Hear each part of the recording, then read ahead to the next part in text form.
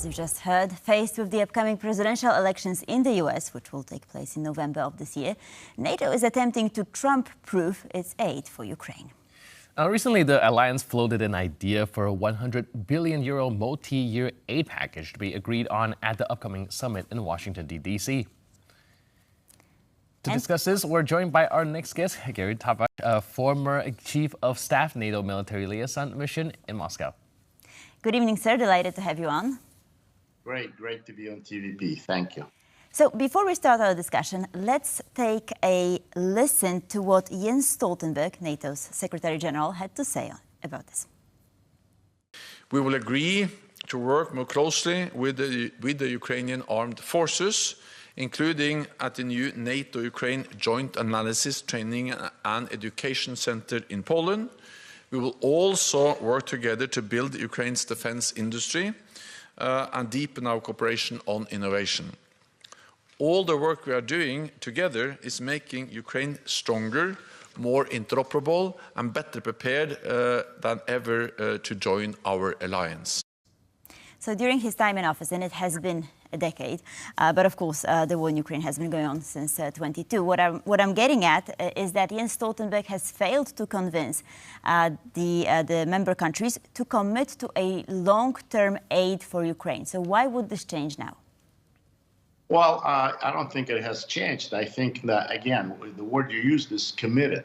Committed and delivered are two different things. So they've been committing to help Ukraine, to provide Ukraine enclosed the skies with anti-aircraft and anti-missile defenses. None of that is happening. And we can see that every day the bombardments do continue. And, you know, they're talking about Trump-proof. It's a Trump. Trump is not the president of the United States. And if you remember, it was Trump who said it was unfair that the other countries are not paying their share and depending on the United States to finance NATO and to fight in case if there is a war, while other countries, and he meant the Germany is building Nord Stream and is going to be making billions of dollars. And at that point, Stoltenberg thanked Trump for it, saying, listen, they start paying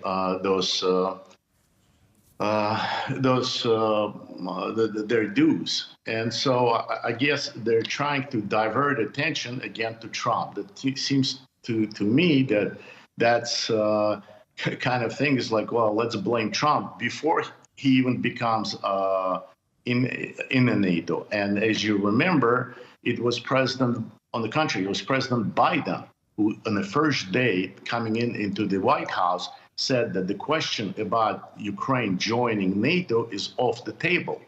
So I think there is a great deal of TDS in Europe, Trump derangement syndrome, that goes on, that's nonstop. And after the debates, that's just increased a great deal. Now, again, they're all talking about Ukraine joining NATO, but nobody's talking about the mechanism. How do you foresee Ukraine joining NATO? There's a war going on in Ukraine. They're trying to, again, somehow to divert from the attention to saying, well, there's a corruption. Really? Well, I don't think Albania has any less corruption, and it had no problem joining NATO, and there's other countries, you know, that do that. So there's a lot of those things that it's just political rhetoric without any action. You know, just like we say, NATO stands for no action, talk only. And I was honored to serve as a NATO officer for 2 terms. So it's a problem. It's a problem that we're talking about, again, not the issues that's supposed to solve the issue. And again, before we're talking about NATO, how about becoming a NATO ally and a close ally of United States, such countries as Israel, as South Korea, as Japan, as Afghanistan used to be. And all it requires before you join the NATO is the signature of a president of the United States, and that country would become, but he's not doing it. He's not doing it. It's much easier to threaten people with Trump and promising something that's not deliverable at this point. All right, so according to your analysis and what you just told us here, maybe there is a path to give Ukraine further support, be it from NATO, from the United States, or from European countries by, for example, just making them a NATO ally. That might be a little bit more realistic than this relatively far-fetched goal of being a NATO member. So why isn't that on a table of discussion?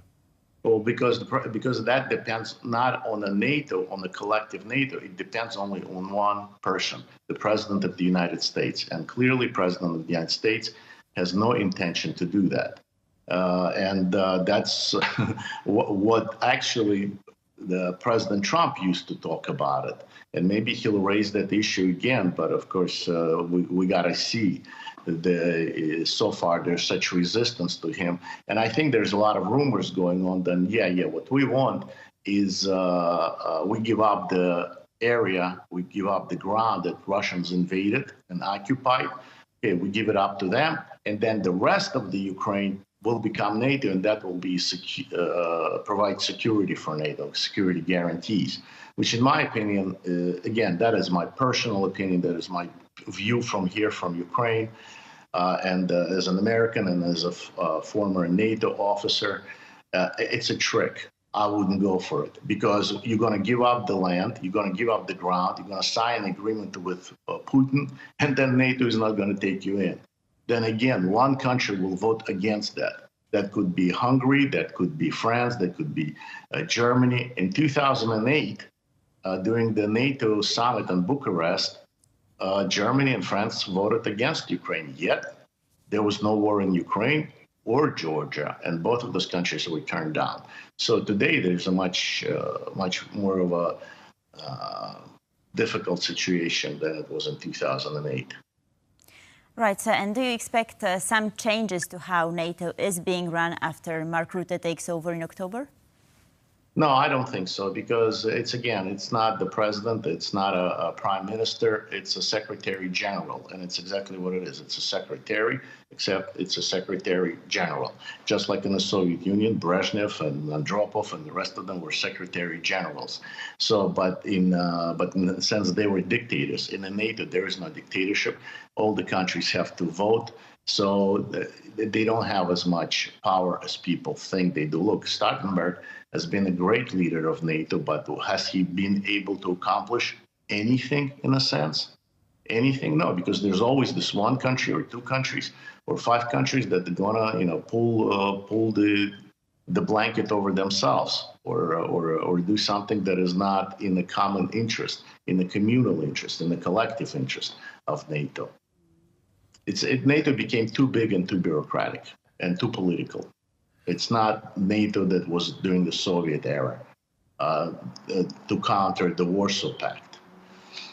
All right, you mentioned the reluctance of the United States to bring Ukraine on board as a NATO ally, but also, like you mentioned, this is not a dictatorship. It is an organization that does require the input of all the countries. What about the European nation? What about the European allies? Have they not tried to pressure the United States to bring Ukraine in as a NATO ally so that they can defend them more properly? Or is there actually a secret reluctance there?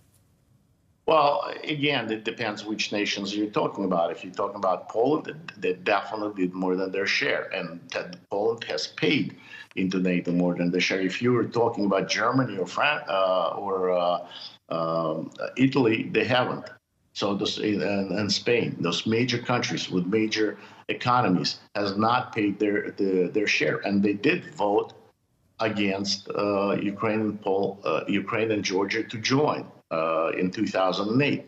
So has there been much pressure or influence on the United States? I don't think so far that it has been the issue.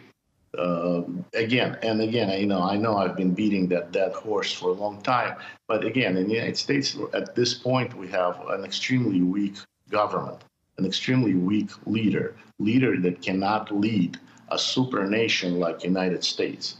So there is no unity in NATO, there is no unity in the world, and Ukraine suffers and bleeds because of that, because of such situation that they ended up in.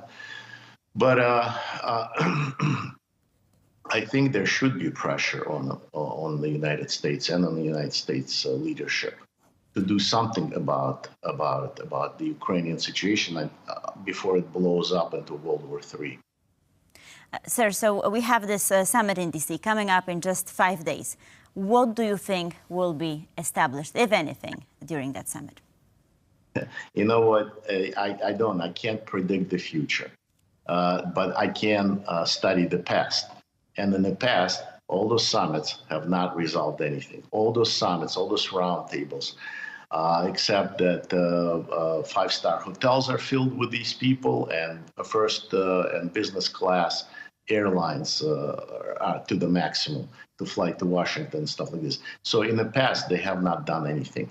To have an expectation that they're going to accomplish anything this time, I don't have any. And I don't encourage Ukrainians to believe that something will change. Ukrainians need to be ready and expect, like Israelis do, that nobody's going to come to your rescue. You know, everybody tries and everybody helps a little bit here and there, but nobody's going to come to rescue you except you, and your diplomacy needs to work. And I guess the only ones I will exclude are the Poles. The Poles did come to the rescue.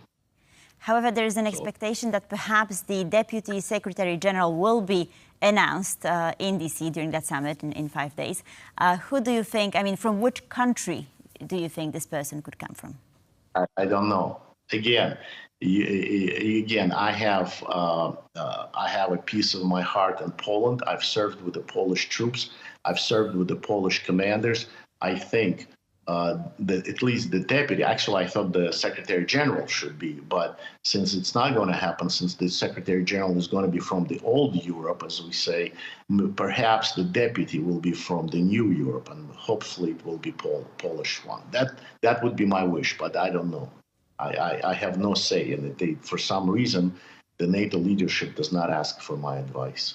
I don't know why. What's wrong with it? Well, there's also a possibility of announcement of 100 billion euro in terms of support for Ukraine. Wouldn't you say that is something substantial? Absolutely, absolutely. It's absolutely essential. But again, that's an announcement. That's commitment. They commit, but they don't deliver. And we've been committing billions and billions of dollars to Ukraine. All those 51 countries that have been committing their resources to Ukraine, but if you come to Ukraine, they're not getting much. They're getting very, very, very little, really nothing. They have to depend on themselves. So yeah, they commit those 100 billion, 100 million, 100 trillion, but when are they going to deliver it? And again, it's not the money, it's the weapons. They need the weapon systems. Because the money get to be allocated for different things, building roads, education, gender education and things like that, making a film. There are a lot of different things that are being thrown into those packages, and very little just expendable ammunition. That's about it. All right, thank you, sir, so much for your input and insight and help us paint a bigger picture of this situation.